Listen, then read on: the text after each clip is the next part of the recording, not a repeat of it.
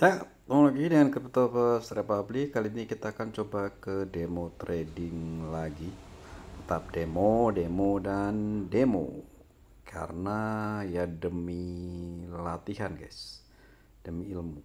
Jadi investasi itu bukan sekedar harus ngeluarin duit, tapi membuang waktu dengan belajar juga sebuah ilmu. Oke, kita masuk ke gold.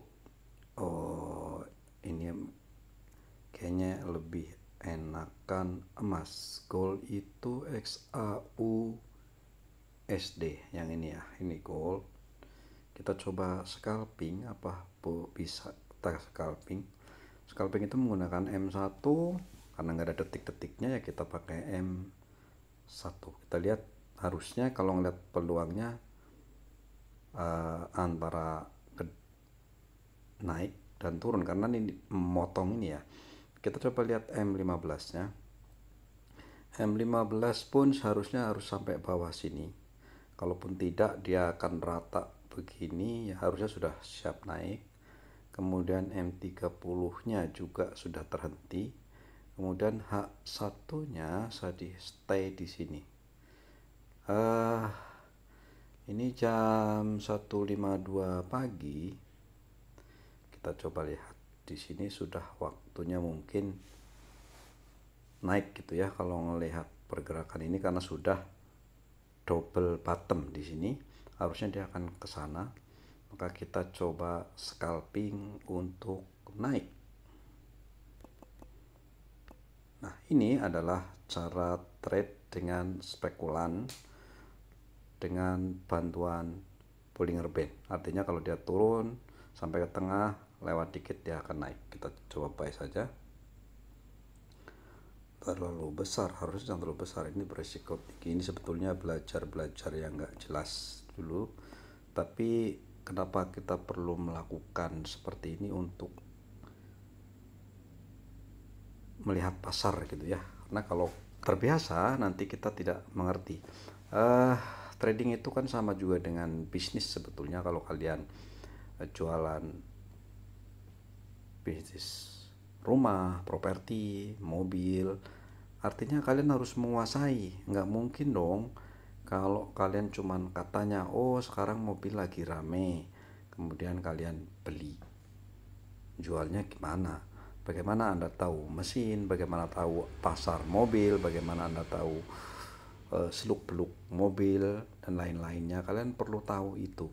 Jadi untuk trading mobil kalian juga harus mengerti. Seperti juga trading rumah, properti, jual beli rumah, jual beli tanah.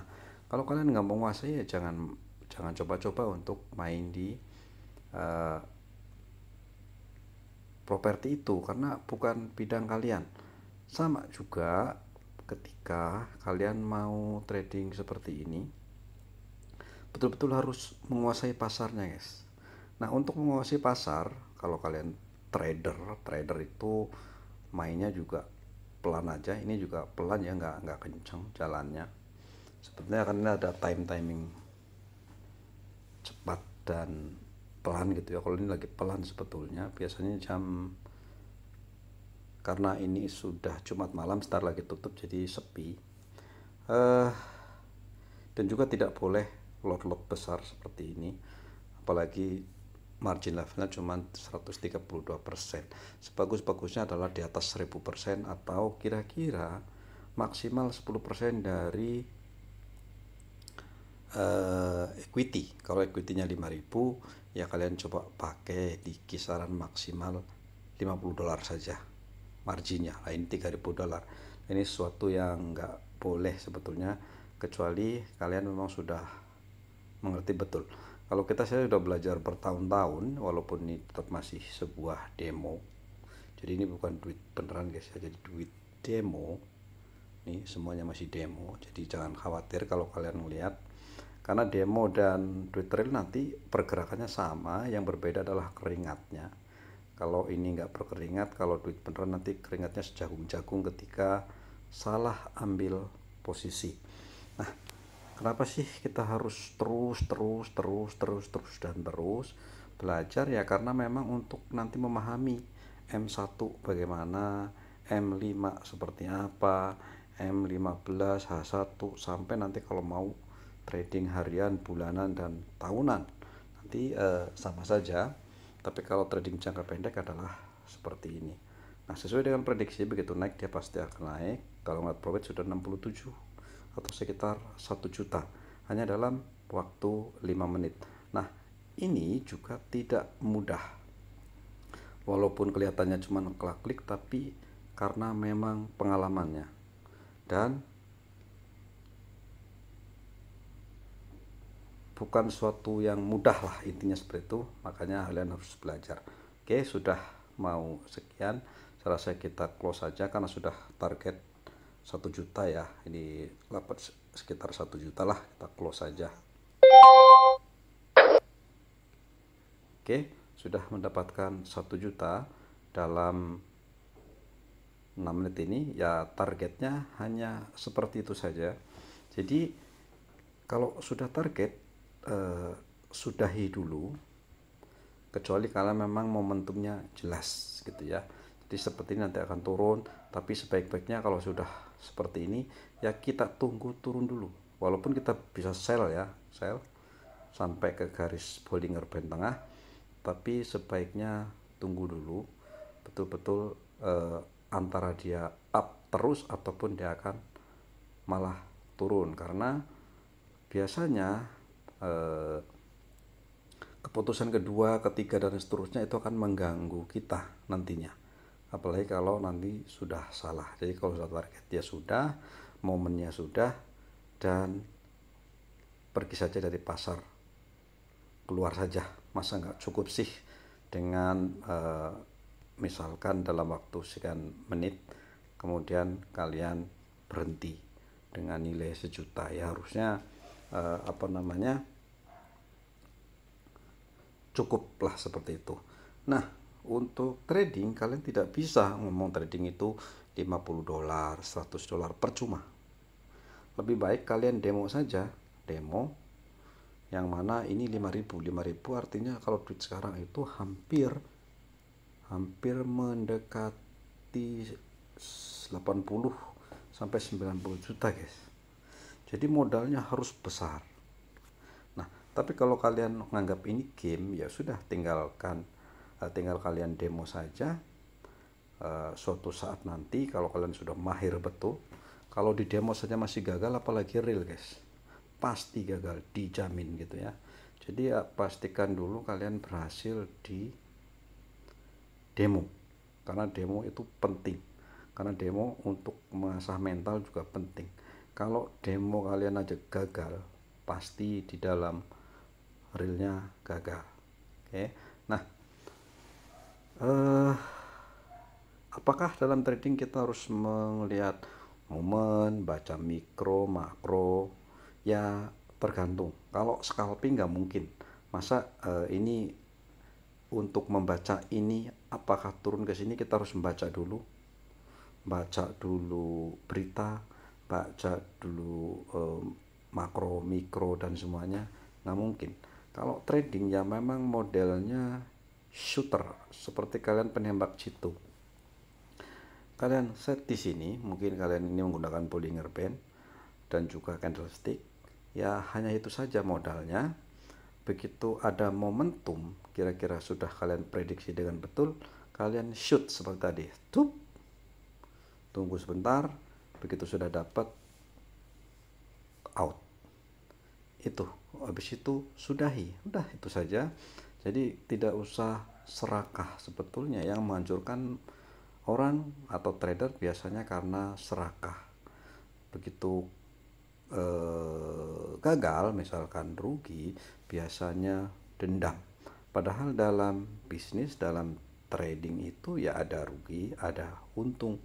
Contoh kalian jual beli motor, kalian pengen jual cepat, beli motor sudah dicek dengan betul, pun masih kemungkinan ada salahnya, tiba-tiba dijual motornya tidak seperti atau tidak sesuai dengan ekspektasi. Misalnya beli 5 juta ternyata nggak laku 5 juta, malah cuma laku misalkan 4 juta atau 4 juta setengah. Kalian akan memilih mau itu di hold lebih lama, duitnya nggak muter, ataupun dijual rugi itu keputusan kan di tangan kalian ya, seperti itu.